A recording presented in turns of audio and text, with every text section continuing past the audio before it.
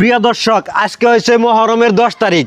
তাই আমাকে এই জায়গায় মহরমের 10 তারিখে জারি গান হয়। আর জারি গানটা কেমন আপনারা একটু দেখবেন।